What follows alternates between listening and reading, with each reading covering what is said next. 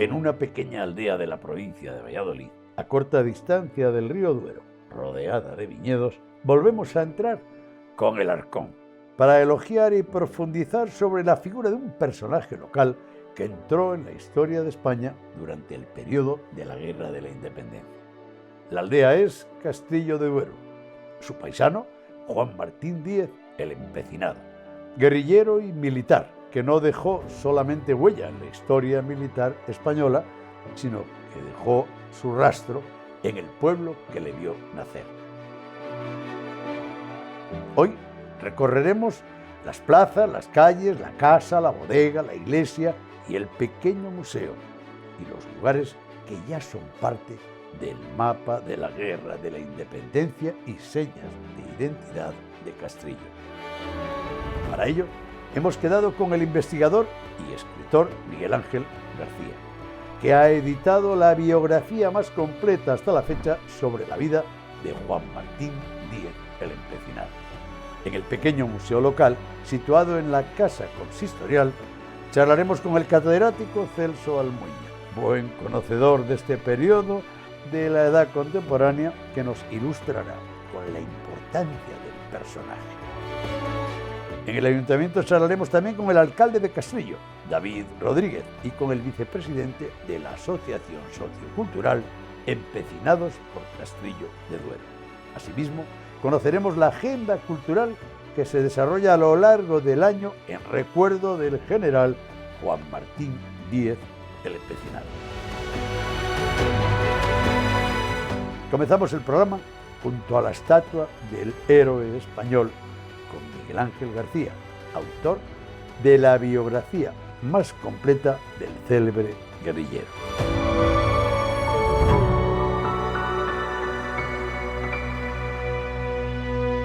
Tú no eres militar. No soy militar. Pero hiciste la mili, supongo. Tampoco, quedé exento. pero sí leíste a Benito Pérez Galdós. Sí, bastante, casi toda la obra completa de los Impresores Nacionales, pero principalmente la primera serie. Vaya serie más bonita, ¿eh? Ya ves tú, siguiendo a Gabriel. Y Araceli, bueno, oye, ese fue el primer paso, porque tú no eres de Duero, ni naces en Castillo de Duero, ni... No, nada. A partir de esas lecturas de historia, aparece la Guerra de la Independencia, el periodo napoleónico y los guerrilleros, entre ellos el Empecinado. Eso es. A mí siempre me ha apasionado, pues desde que leí los Impresores Nacionales, pues todo lo que es la Guerra de la Independencia. Yo soy de Madrid, mi mujer de aquí, de la provincia de Valladolid, de Castornuño. Buen pueblo. Y entonces, pues, he ido centrando poco a poco, pues, la investigación de la Guerra de la Independencia en la provincia de Valladolid. ¿Y cómo decides un día hacer una biografía? Porque es cierto que estos personajes a veces son tratados con excesivo oficialismo, otros los pasan de largo y nadie quiere entrar por esa... Hay mucha biografía del Empecinado. Lo que pasa es que me puse a revisar, hay un legajo, cuando a él le ejecutan, hay un embargo de sus bienes. Es voluminoso, son casi 4.000 folios. Y ahí vi que había una documentación inédita de él, hablaba sobre su familia, hablaba de cosas que no se conocían, y me propuse pues hacer los últimos años de él. Sí. Lo que pasa es que me vine arriba, poco a poco, claro. Y al final lo que hice fue toda su biografía. ¿Nació aquí? Nació aquí, en Castillo de Duero, en 1775. ¿Aquí tiene la casa donde él nació? No, señor. En esta casa, no él nació. La compra en 1813, pero no nace en esa casa. Sin embargo, todos hemos dado por hecho que era la casa natal del... Por supuesto, y ahí incluso hay una placa que dice que es la casa donde él nace, en una de las placas, pero él no nace ahí. Esa casa la compra en 1813 con dinero que ya... Pero nace en Castillo de Duero. Por supuesto. Es decir, se le bautiza en la iglesia... Por supuesto que es de Castillo de Duero. Y tiene la casa por algún sitio. Sí, parece que es en la zona del barrio bajo, hacia el río. ¿Cuándo se convierte en guerrillero? ¿Qué es lo que le mueve? ¿Cómo toma las armas? ¿Vinieron primero las armas que la guerrilla o vino la guerrilla y luego las armas? Mira, yo creo que todo es... Hay mucha leyenda al respecto, ¿sabes? Él, según él además, porque él lo dice, su primera acción es a un correo francés, lo debe de matar, y se queda con 10.000 duros de oro y la correspondencia que lleva. La correspondencia se la lleva a Villalpando, a general Gregorio García de la Cuesta, sí. Y el dinero se lo debe quedar él. ¿Qué pasa? Él un año antes había comprado unas tierras aquí, paga el 50% cuando lo escritura, el 50% al año siguiente lo tiene que pagar, pero no lo paga. Tiene un embargo. yo estoy seguro que ve un gran negocio en esto de capturar franceses, es económico, y ese es uno, aparte de sus sentimientos patrióticos, ese es uno de los principios. A partir de ahí, pues sí, todo se viene grande, le va sobre ruedas, y entonces pues... Hemos dicho muchas cosas del empecinado. Después de haberle estudiado detenidamente, ¿con qué nos quedamos un poco más? A ver, el guerrillero se le puede calificar como guerrillero hasta septiembre de 1810, más o menos. En septiembre de 1810 a él le nombran brigadier del ejército, Sí, ¿no? que es categoría de ahora, sería como un general de brigada. Aparte, pues todos sus hombres se constituyen en una división del ejército, del segundo ejército O sea, de la español. partida que tenía, se llega a convertir en una división del ejército. Y además muy pronto, en 1810, es una división del ejército. A partir de ahí ya no se le tiene que considerar como guerrillero. ¿Qué pasa? Que hay los generales de carrera, los que vienen del antiguo régimen, pues a esta gente no la aceptan. Y siempre les tildaban como guerrilleros, de origen guerrillero. Era como un descalificativo que hacían hacia ellos. ¿Por qué una biografía del empecinado? ¿Qué nos aporta hoy, en el siglo XXI? Y fundamentalmente, ¿qué le aporta a Castillo de Duero, una pequeña población que está en zona rica, está en el Valle del Duero, en la denominación de origen, con bodegas y viñedos? El empecinado es un personaje histórico que lo conoce prácticamente, se conoce en toda España. Quien ha estudiado un poco de historia de España, pues sabe quién es el empecinado. Durante estos 200 años se le ha cubierto con una capa de mucha leyenda, que había que ir quitándola y dejar lo que era el hombre. ¿Estuvo en Villalar? Estuvo en Villalar, estuvo en Villalar. Él fue el primero que hizo la festividad de Villalar, no como la conocemos hasta ahora. Ahí hay un tema que además profundizo mucho en el libro, que es la masonería. Sí. Él pertenece a la masonería, pero la masonería se escinde y la vertiente más radical son los comuneros. ¿Y él dónde va a parar él? Estando de gobernador en Zamora, Villalar entonces pertenecía a Zamora, no a Valladolid, Sí. pues se promueve que se excaven y buscar los restos, pero de los tres famosos caudillos, y hacer un homenaje hacia ellos. Estamos en el periodo del trienio liberal. Sí. El empecinado ya no quiere saber nada de Fernando VII, está empezando ya a no apreciarle. Entonces, los comuneros lo que es buscando la imagen de los primitivos comuneros, Sí. una lucha contra la soberanía, contra el que gobierna. Y entonces, pues sí, él fue el primero que hizo una festividad en Villalar. ¿Tuvo hijos? ¿Tuvo descendencia? Pues sí, tuvo 3 hijos. 3 hijos, no con Catalina de la Fuente. Que era la de Fuentecén. La de Fuentecén. Por aquel lado. Cuando empieza la Guerra de Independencia, es 1808, él ya tiene 33 años y su mujer, Catalina, también tiene 33 años. Él ya pues, sabe que no va a poder tener hijos, que o él o ella, uno de los dos, pues tienen problemas. ¿Y cómo nos arreglamos para la descendencia? Porque siempre que venimos a Castillo y estamos en la zona, decimos, tenemos un montón de Martínez que son descendencia del... En 1837 ya queda uno vivo, uno de los hijos, el mayor, Juan. Se casa y tiene una hija que me parece que la ponen de nombre Victoria Luciana. No he podido seguir su descendencia, yo creo que fallece sin hijos, porque no hay. Incluso un pocos años después, es el centenario, y no aparece ningún familiar del empecinado en línea directa. Los descendientes que hay son a través de su hermano Manuel, y también hay descendientes de su hermano Antonio. Bien. Pero todo eso, que evidentemente en el momento que metes el zoom y haces un trabajo de investigación bien documentado, pues se va dando claridad a la leyenda, a los adjetivos desmesurados, a las pasiones. Pero eso no quita para que Castillo sea el lugar donde nace. Hombre, por supuesto. Que esa casa vivieron algunos de sus descendientes, aunque la llamemos casa natal. Por supuesto. Y él además, cuando él pide licencia, él siempre pide licencia para venirse a su pueblo, a Castillo de Duero. El común, la sociedad civil, en muchas poblaciones recrea la batalla o el pasaje que le correspondía vinculado a Napoleón, a los franceses. ¿A qué es debido? Es un periodo, que hoy se vea con mucho... Es un periodo que atrae mucho. El periodo de las guerras napoleónicas, la vistosidad de los uniformes, la caballería, la artillería. A través de la ANE, la Asociación Napoleónica Española, intentamos recrear, que los uniformes sean exactos a como eran. Entonces, eso llama mucho la atención. Aparte, después del Bicentenario, pues hubo mucha publicidad, hubo muchas obras que se dedicaban a la Gran Independencia que ha traído poco a poco a la gente hacia esta época. La recreación histórica Está bien, es una buena herramienta para la formación, para la búsqueda de identidad, para que alguien, una generación que ya en la escuela no le cuentan ni en el instituto muchos pasajes históricos, por lo menos lo aprenda en teatro, en su pueblo. Mira, yo siempre lo digo, si yo de niño llego a ver una recreación de las que hacemos, pues que hubiera alucinado, acostumbrado a las películas del oeste, que es lo que veíamos, verlo en persona, y eso poco a poco va calando, sí. A la juventud eso le va calando. ¿Es verdad que los franceses elogiaron la figura del empecinado en concreto? Mira, hace poco he encontrado en los archivos, Wellington también, pero en los archivos nacionales de Francia, pues una carta del general Hugo, que estaba destinado además en Guadalajara, el gobernador de Guadalajara, su captura, elogiando al empecinado, pero elogiándolo en esos años, cuando estaba persiguiéndole. Claro. O sea que fíjate que hasta, incluso, bueno, hay correspondencia del empecinado con el rey José, hay una carta que existe, incluso le intentaron atraer hacia el bando francés en bastantes ocasiones. Pero ya él era muy obstinado. Miguel Ángel, el empecinado, la vida de Juan Martín Díaz. No hay más titulares. No, ahí está todo. Es la vida de Juan Martín Díaz. Desde que nace hasta que fallece. El empecinado. Un poco más después, incluso, muy bien, con la familia. Un placer, amigo. Igualmente.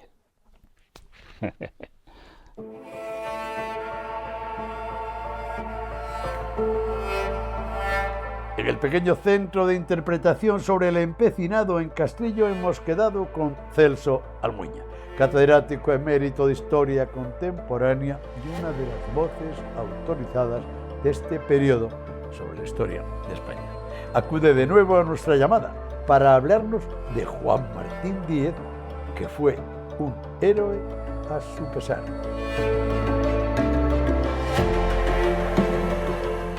Celso, recientemente en la revista del Círculo Cultural del Empecinado de esta localidad, de Castillo de Duero, escribías un artículo y el título era algo así como Juan Martín, héroe a su pesar. ¿Por qué héroe a su pesar? Porque él no solamente era un agricultor de aquí, de este pueblo, sino que estoy convencido de que siente la agricultura. Está satisfecho de ser agricultor. ¿Por qué? Porque él participa previamente en la guerra del Rosellón, en la caballería, y tiene un comportamiento tan destacado que el general le coge como su ayudante, es decir, que podía continuar en la carrera militar. Se licencia, viene aquí, se casa y se dedica a la agricultura. Es decir, es un agricultor más, bueno, se va a Fuentecén, donde su mujer, y tiene una mayor labranza, etc. Sin embargo, la historia se cruza en su camino. Ortega y Gasset diría las circunstancias, el yo y las circunstancias. ¿Cuáles son las circunstancias? Que un grupo de soldados franceses que están reconociendo bien la vanguardia a lo largo del Duero para invadir Napoleón Portugal, se desvían aquí, muy bien, a ver si había seguridad o no en el camino, y tiene lugar lo que ya sabemos, los franceses entran como tierra quemada, viven sobre el terreno y muchas más cosas. Bueno, él, que es un hombre justo, pero además es un hombre de fuerzas, vigoroso, ya sabemos que se enfrenta con los soldados, etcétera, etcétera. Ahora, un historiador, esas son las circunstancias, pero un historiador debe profundizar más para explicar por qué los soldados vienen aquí, por qué viene esa vanguardia del ejército francés que avanza a lo largo del río Duero, que vienen como amigos oficialmente, y qué representa Napoleón, las contradicciones de la historia, y qué representa Juan Martín, y por qué al final lo que parece una contradicción en su vida, un agricultor pacífico, etcétera, que ante las circunstancias y el contexto histórico estamos dando un salto en Occidente como no se ha dado hasta ahora otro similar. Ya es pasar lo que es el antiguo régimen a la sociedad liberal, a la sociedad en la que nos movemos, cómo nos organizamos. Napoleón representa lo nuevo frente a los intereses de Inglaterra y el centro de Europa, que es lo viejo. Bueno, pues encontramos a Juan Martín ante esas circunstancias, luchando contra los franceses, a pesar de que él es un hombre por convicciones, y lo será acrecentando, liberal. Pero es ahí que en los patriotas son todos aquellos que luchan contra los franceses. Este hombre, ante ese porvenir tan brillante, se da cuenta de que él no ha estado luchando por eso. Le escribe una carta tremenda, valiente, a Fernando VII, donde le dice: Majestad, está usted mal aconsejado, por decirle, es usted un felón, está usted mal aconsejado. Pero yo no he luchado para esto. Y por lo tanto, claro, a partir de ahí él sabe las consecuencias que eso va a tener en su carrera política, y no muy tarde, en el año 25, en su propia vida. Es curioso cómo, y de esto hablamos hace 20 años ya, en este mismo lugar, con una población pequeña, Castillo de Duero, una población muy pequeña, que siguen fieles a su paisano. Mantienen la casa donde pudo haber nacido, o donde pudo haber vivido, o donde actualmente es propiedad de descendientes del mismo. Las bodegas que tuvo en propiedad, se conocen una escultura, una recreación histórica una vez al año. El Círculo Cultural organiza actividades y eso está bien, ¿no? Que la sociedad civil tome la iniciativa frente a las instituciones sí, que más bien son pasotas, por decirlo en un lenguaje de los jóvenes. Sí. No, en cuanto a la asociación, a mí me parece fantástico, magnífico lo que hacen una serie de actividades en Burgos, en Roa, en Valladolid. Sí, sí. Es decir, es fantástico.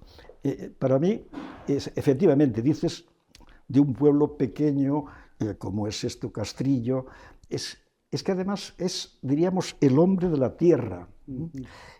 No es un hombre de la ciudad que ya por nobleza o por no sé cuánto, la nobleza estaba con el antiguo régimen, sí, sí. No estaba la gran mayoría con Juan Martín. Es decir, es un hombre de la tierra. Es cierto que es el primero que desde una posición más o menos oficial o institucional, reivindica el papel de los comuneros. Y es verdad que en Villalar el primer acto que se hace lo protagoniza él con más gente, pero... Claro, ahí está, es decir, que dentro de las interpretaciones que se han hecho múltiples de Villalar, si es la primera revolución moderna, que yo creo que sí, o es una reacción de estamentos, etc. No voy a entrar ahora en eso. Es la primera revolución moderna frente al emperador, a Carlos V, al poder centralizador, es decir, lo que es la vieja monarquía, representa lo nuevo, claro. El empecinado vio ahí lo mismo, claro, en contra de Fernando VII, en contra de la... Claro, el que representa lo nuevo se da cuenta de que los comuneros, pues 2 o 3 siglos atrás, ha sido la punta de lanza de esa nueva sociedad, pero que después ha estado ahí como aplastada. El empecinado es un personaje que con todas sus aristas merece la pena rescatar del olvido. Juan Martín, la verdad es que fue aceptado primero porque es un gran patriota. Lo que pasa es que dentro de los patriotas del pasado, del presente, no sé del futuro, cada uno entiende el patriotismo a su manera. En ese momento, Juan Martín era patriota, defendiendo la nueva sociedad, lo nuevo, etcétera, etcétera. Había otros que eran patriotas que estaban defendiendo lo viejo, sus intereses, etcétera, etcétera. Pero queda claro que es un personaje que está bien, que hay que aplaudir todas estas iniciativas. Hombre, claro. Vamos a terminar de una manera. No sé si... ¿Tú crees que algún día en este país... Oye, eso para la época es cosa... En esta tierra...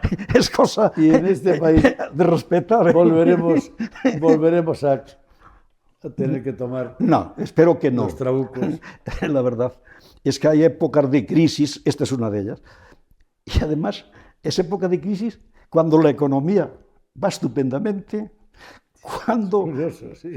Estupendamente. Sí, con Estados Unidos encabezamos estamos el PIB. Cuando otros problemas de carácter regional, etcétera, etcétera, pues me refiero a Cataluña, vamos. Sí, sí, se han amortiguado. Está apaciguado, etcétera, etcétera. Bueno, pues la verdad es que desde mi punto de vista hay una tensión que yo creo que no se da en la sociedad. Es decir, creo que es en una capa política, etcétera, que desde mi punto de vista una democracia se hace por consenso, por debate, etcétera, etcétera. El trabuco solo Pero nunca en las recreaciones históricas. Nunca con esto, ¿eh? Esto fuera la bicha. Un placer, profesor. A ti, Javier.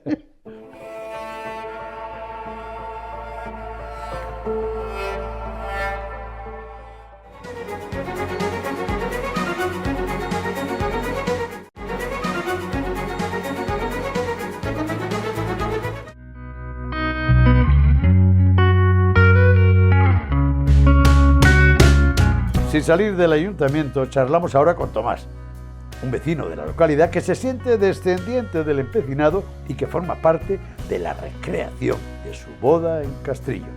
También nos acompaña el alcalde de la localidad, David Rodríguez, que dice tener muy clara la importancia del empecinado en su pueblo. Tomás, ¿tú eres de Castillo de Duero toda la vida? Sí, de Castillo Por de un Duero. montón de apellidos. Pues sí, como todos. O sea que los abuelos de los abuelos de tus abuelos Sí, conocieron el empecinado. mis abuelos, mis bisabuelos, mi tatarabuelo, incluso puedo presumir de soy descendiente del empecinado en sexta generación. Efectivamente. Oye, ¿cuándo toma conciencia la sociedad civil, la asociación cultural del pueblo, los jóvenes y los mayores, de la figura del empecinado y empiezan las recreaciones históricas? Pues las recreaciones... Porque tú de niño eso no había. No. A raíz de aparecer la asociación, o antes ya de aparecer la asociación, que había un grupo que ya promovía lo de el Día de la Siega y todo esto, entonces en esos momentos ya, aunque era una cosa del pueblo, para el pueblo, pero siempre el empecinado estaba como de trasfondo. De hecho, el nombre de la asociación después adquiere el nombre del empecinado. Sociocultural, los empecinados de Castrillo. Sí. Entonces, ya digo, se hizo primero esta actividad del Día de la Siega y posteriormente, en el año 2015-2016, se introdujo esta otra historia del empecinado, otra recreación de la boda del empecinado. De la boda del empecinado. Y desde entonces se viene haciendo, y lo de la siega del empecinado con motivo del COVID, pues ha desaparecido prácticamente esa actividad. Y ahí participamos todos, niños, mayores, jóvenes, pues sí, forasteros... ahí participamos todos y además se hace con más medios, digamos, no solo económicos, sino de personas, de gente, tanto si son socios de la asociación como si no, quiero decir que participa bastante Tomás, todo el pueblo. No solamente como vicepresidente de ese colectivo cultural que representas, sino como paisano de aquí, como habitante de Castillo de Duero. Hemos hecho ya todo lo que podíamos hacer por defender la figura de un paisano tan importante como el empecinado. Pues yo ¿Tú creo crees que en tu pueblo se ha hecho? Yo creo que todavía quedan cosas por hacer. Entre otras, que viene reclamando precisamente en muchas ocasiones el Círculo, es traer los restos de Burgos al pueblo. Cosa que parece que es bastante difícil. Allá sabemos que tienen como un mausoleo, que está enterrado allí, y esa será como una aspiración pendiente que tenemos, el traer los restos al cementerio de Castrillo. Alcalde, estás al loro y estás al corriente de esta reivindicación, que no es nueva, que llevan años pidiéndolo, de que vuelvan los restos del empecinado a su pueblo. Sí, tomaremos nota también para poder hacer hincapié con la colaboración de las asociaciones y por parte del ayuntamiento, ver si se puede traer. David, ¿cuánto tiempo llevas de alcalde? ¿Poco? Poco, año y medio. Todavía no te has dado tiempo a cansarte. Pero lo tienes claro. Sí. Eres un tío joven en tu pueblo, te pones al frente de la alcaldía, de la corporación. Eso es un reto, ¿eh? Con ganas de seguir trabajando por el pueblo y trabajando por los vecinos. Pues el Centro de Interpretación nos encargamos desde el Círculo Cultural El Empecinado, con 25 años ya de historia, de abrirlo, enseñarlo y darlo a conocer y promoverlo ante los turistas que afortunadamente pues van viniendo a conocerlo. El Círculo Cultural Juan Martín el Empecinado nace en marzo de 1999 y desde entonces, ya 25 años que hemos cumplido, pues lo único que hacemos es dar a conocer y promocionar la vida, la historia de Juan Martín el Empecinado. La agenda del Círculo Cultural El Empecinado anualmente tiene 2 actos fijos principales, que es el fin de semana más cercano, al 19 de agosto, que se hace un homenaje en Roa, en la localidad donde murió, donde lo ajusticiaron, con una recreación histórica de la entrada, el apresamiento y la muerte del empecinado, y después aquí en Castrillo, en su pueblo natal, el primer sábado de septiembre, pues un homenaje al personaje con motivo de la efeméride del nacimiento, que fue el 2 de septiembre. Se entregan las medallas del empecinado y después, bueno, pues a lo largo del año, charlas, conferencias. También asistimos como público a la gran recreación que desde hace años vecinos del pueblo y la Asociación Empecinados por Castrillo realiza de la boda del empecinado, y bueno, pues siempre apoyando y ayudando en todo lo que se nos ha pedido desde diferentes instituciones y asociaciones. Oye, con el empecinado, alcalde, se dieron una serie de pasos. Yo he seguido la pista durante casi un cuarto de siglo. Teníamos ya el centro de interpretación. Vale, lo hemos cambiado, está aquí. Está en el ayuntamiento. Tenemos un sitio donde contar nuestra pequeña gran historia, para empezar. Y además tenemos una escultura y a lo largo del año, en 2 o 3 ocasiones, hay actos de reafirmación y una recreación histórica. Exacto. Bien. Bien. Tú eso ya lo conocías antes de ser alcalde. Sí, sí. Intentaremos no quedarnos solo con eso. Claro. Seguir haciendo cositas. La colaboración por parte de las asociaciones con el ayuntamiento y viceversa para todas las actividades que haya en el pueblo. No solo del nombre del empecinado, sí. sino para dar actividades a todos los vecinos. ¿Cuántas casas rurales tenemos? Tenemos 4 casas rurales. El bar da comidas, al menos se puede comer, Sí. no te vas sin comer. Exactamente. ¿Cuántas bodegas tenemos? Pues tenemos 5 bodegas en el término municipal. Muy bien. ¿Y cuántas de ellas hacen algún guiño, no sé, en sus etiquetas, en sus páginas, al empecinado, que están en el término municipal de Castrillo de Duero? Pues tenemos una solamente. Y no es la tuya. Y no es la mía. No es la mía. La tuya, que se llama Malacuera, Malacuera. que era como se llamaba el barrio de bodegas, Exactamente. donde el empecinado aparecen Sí. muchas... Muy Exactamente. bien. Bueno, ¿y cuántas hectáreas de viñedo? Pues tenemos en torno a 500 hectáreas. No de está viñedo. mal. No está mal. Hacemos el balance. Tenemos un personaje histórico, una escultura, la fachada de una casa que se le vincula. Tenemos 2 actos a lo largo del año, que es la efeméride del nacimiento, y tenemos la recreación de la boda. Además, salpicaos, 4 casas rurales, un bar. Bien, tenemos toda la infraestructura Y estamos... para convertirnos en un producto turístico. Exactamente. ¿Somos un producto turístico? Somos un producto turístico. Seguro. Aparecemos nos lo cuentan en las oficinas de turismo de Peñafiel, de Roa, de todas las zonas del entorno. ¿Nos No. toman en serio en las políticas turísticas? No aparecemos en todos los sitios. ¿Vale? Es un paso a dar porque estamos en la milla de oro de Ribera del Duero, cerca de todas las zonas donde más turismo hay. Entonces tenemos que engancharnos a ese tren y que nos reporte turismo, visitantes y conocer el pueblo.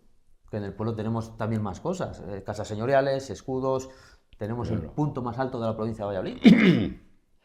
La memoria de tu paisano, el guerrillero de la Guerra de la Independencia, la tuvimos en unos locales que eran las escuelas, más centro de interpretación. Por circunstancias, ahora vuelven a la casa de todos, es el ayuntamiento. Casa consistoria. Y con la dignidad del poder mostrar un mínimo de información al visitante. ¿Nos hemos quedado aquí? ¿Lo damos por hecho? O...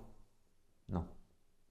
Tenemos que seguir recabando información, intentar hacer recreaciones de armas históricas. Todos los libros que hay publicados sobre el empecinado no tenemos. No hay una biblioteca. Exactamente, una mínima biblioteca. ¿Pero eso lo has pedido al consejero de Cultura? ¿Se lo has pedido al delegado, al diputado de Cultura? ¿Se lo has pedido ya?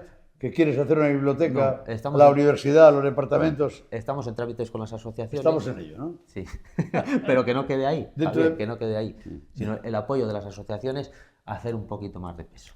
Bueno, oye, el Círculo Cultural Ignacio y los suyos fueron los que iniciaron el recuerdo, los actos de las efemérides y continúa haciendo. Continúan claro. haciéndolo, exactamente. Vamos a utilizar una palabra igual muy nuestra, Sí. empecinados Todos. por seguir haciendo cosas. Muy bien, oye, que nada, un placer. Gracias a los dos y nos vemos en la próxima recreación histórica. Por supuesto. Por cierto, una de ellas yo hice alcalde de tu pueblo. Claro, sí, sabía. estaba yo Sí, presente. alcalde de tu- Menudo calor aquella tarde. Muy bien, oye, que un placer. Te recuerdo con la capa. Y la que dirige la Marian, Marian, que lo hace muy bien, muy bien. Bueno, pues que muchas gracias, ¿eh? Y suerte. Muchas gracias. Nada, pues gracias a vosotros por darnos estos momentos de poder explicar algo de nuestro pueblo, Nuestras raíces, nuestra historia. nuestras raíces, nuestra historia. Y quedan muchas más cosas por explicar y Ya, y por dar a conocer.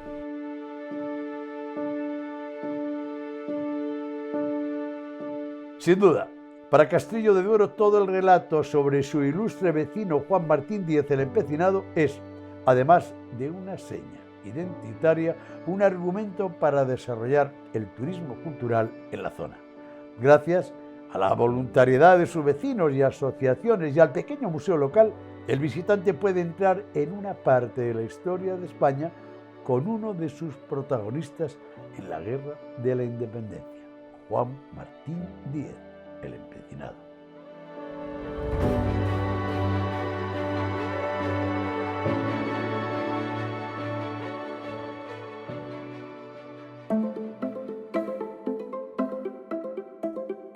En el reportaje de esta semana, el Halcón sobrevuela de nuevo la bodega ribereña Cepa 21, a muy corta distancia del río Duero y dentro de la comarca de Peñafiel. En breve, cumplirá un cuarto de siglo.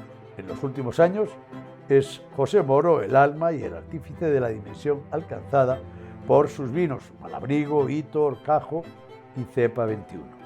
Esperamos en la bodega de José Moro, todo un personaje en el sector del vino y que se mueve con soltura en el mundo social, donde podemos verle junto a actores y directores la noche de los Goya, en el Vaticano departiendo con el Papa Francisco o en las páginas de las revistas internacionales que le destacan como uno de los empresarios y bodegueros de mayor peso. Recientemente también ha recibido el premio al mejor CEO del año en los Best in Food 2024, los prestigiosos premios del marketing alimentario. José Moro es un tipo seguro que ha logrado inyectar de nuevo a Cepa 21 de todo el potencial de la familia de la Tempranillo del Duero y proyectarla al exterior.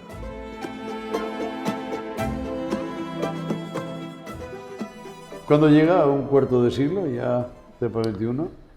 Los viñedos ya llegan a un cuarto de siglo y la primera añada de 22 añitos ya. Muy bien. ¿Qué tal la del 24?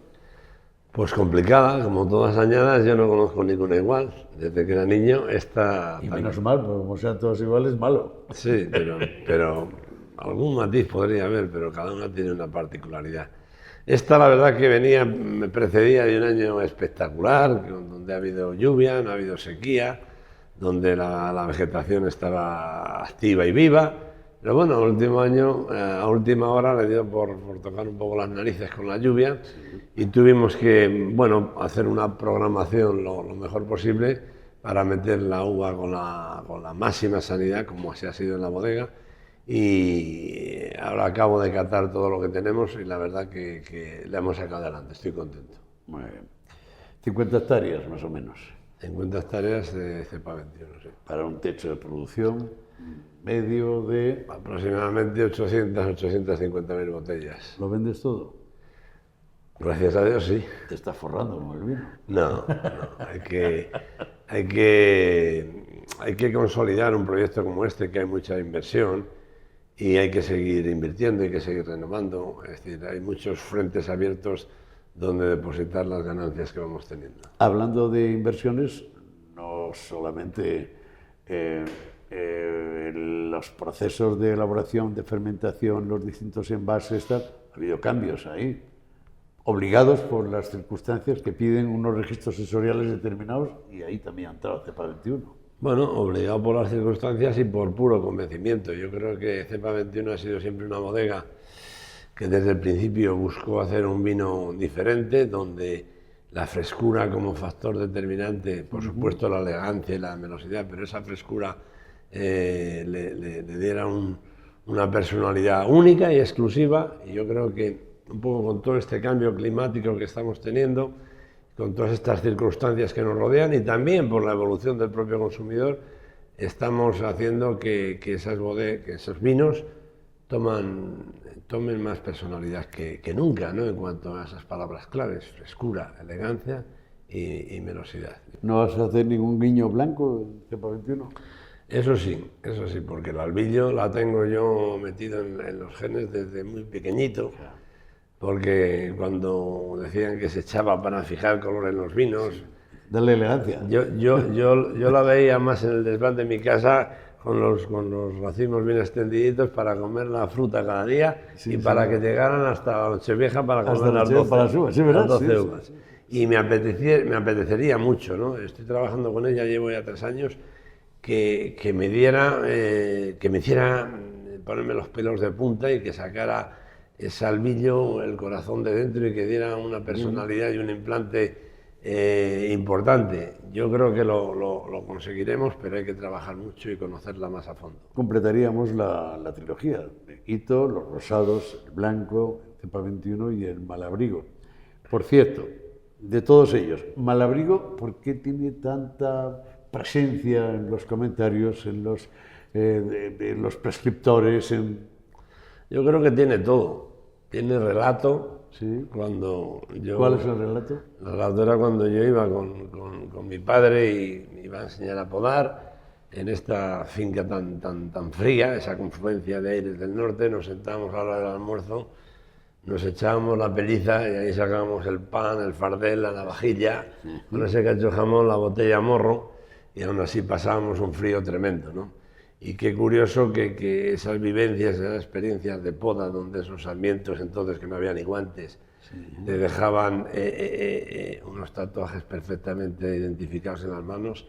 Qué curioso, ¿no? Porque que a base de perseverancia, de creer en un proyecto, en una variedad, en un terroir, en definitiva, pues es un vino hoy que está triunfando y está causando furor. Y le llamabais el Malabrigo a esa zona. Exactamente. No era un topónimo que venga en el registro, sino un término que utilizabais, el Malabrigo, porque hacía una zona. Porque hacía mucho frío. ¿Qué tal con el Papa? Bueno, pues una experiencia, ¿no? Por lo menos me hizo reír. ¿Sabe de vinos? Me hizo reír, ¿no? Los argentinos saben de todo. Sí. Me dijo, dice, como me la beba entera me voy a emborrachar. Digo, pues se la beba de 2 veces más. Así. Bueno, eso fue un guiño tuyo. Bueno, tú nos tienes acostumbrados a aparecer en momentos, no sé, recientemente los Goya. Tuviste los Cepa 21, tuviste media comunidad cinematográfica rondándote al lado.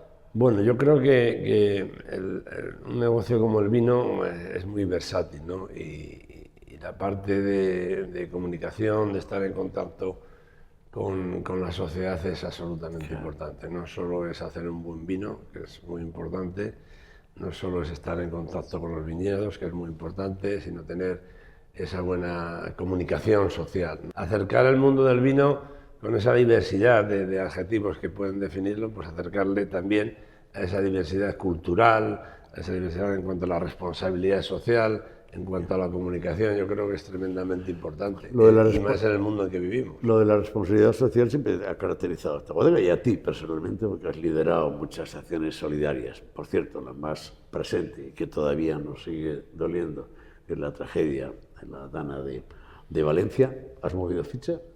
Sí, también hemos movido ficha. Pero yo, como digo siempre, a nivel personal, porque son cosas que me llegan, me afectan, y a nivel empresarial, pues hemos puesto una campaña especial este mes para que todo el vino de Cepa 21 que se compre a través del e-commerce, pues tenga una donación de 5 euros por botellas, que lo vamos a consolidar a través de mensajeros de la paz.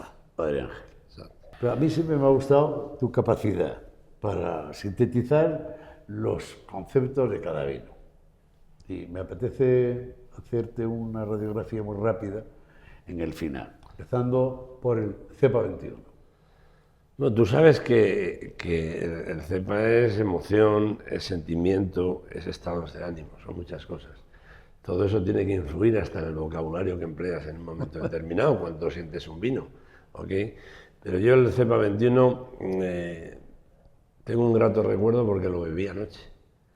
Y bebí precisamente la cosecha 22, la próxima que va a salir, porque me gusta ir catando esas añadas y ver cómo va evolucionando. Y la verdad es que me emocionó porque eso que preconizo, esa frescura, la denota en la boca, la denota en la nariz y sobre todo con una elegancia tremenda. Es un vino que te invita a beber, que así como otras cosechas entraban con un poco más de protagonismo, esta entra todo mucho más ligado, esa nobleza, esa frescura, esa elegancia, y me encanta. Nace el hito, y con él luego la cara rosada de la bodega.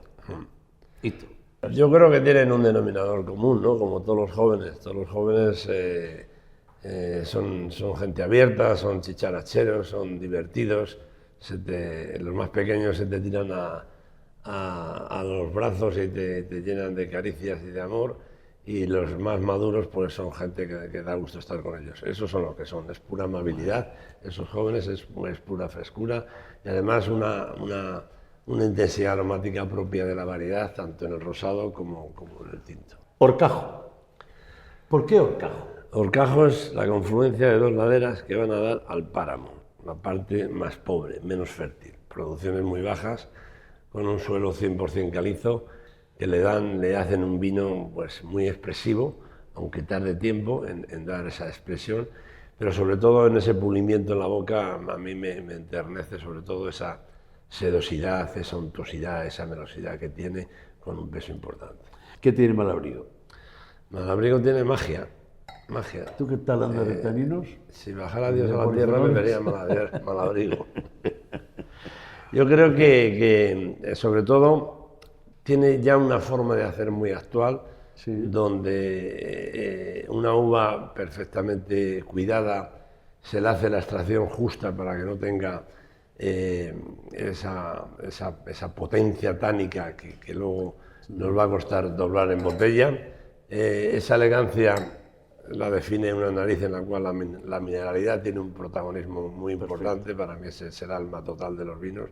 Esa madera perfectamente integrada para ensalzar ese tempranillo tinto fino y darle un protagonismo absoluto, y luego una boca pues que es contundente, que entra rotunda y que es muy homogénea, muy balanceada y muy equilibrada.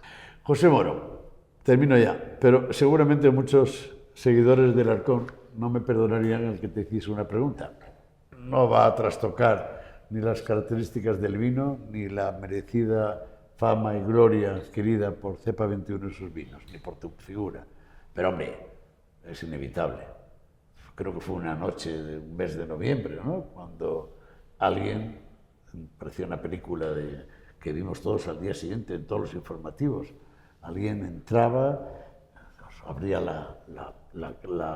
grifo de uno de los grandes depósitos y se vertía todo el vino. Aquello fue una notición. ¿Qué pasó? Se descubrió... Fue en febrero, en el mes de febrero. Salió en todos los telediarios. No, tuvo un impacto mundial. Yo creo que al final te queda un sabor agridulce, ¿no? Primero por la desgracia, como puede haber alguien capaz de hacer tal barbaridad, de tirar por tierra el salario de la gente, el trabajo de la gente, de viticultores, de la gente de la bodega, y algo tan sagrado como es el vino. Por lo tanto, es un sacrilegio.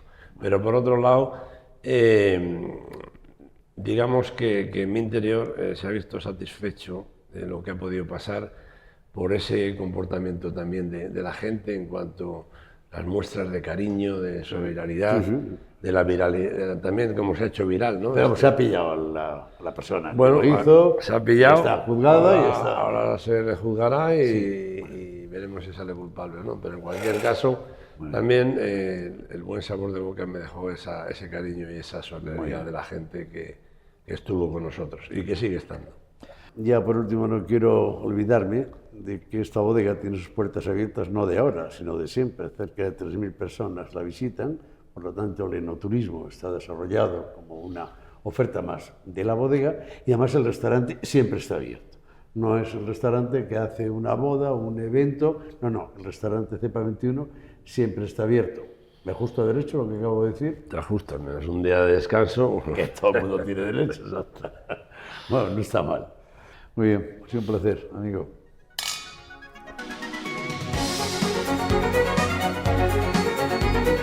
Hasta aquí el reportaje de esta semana.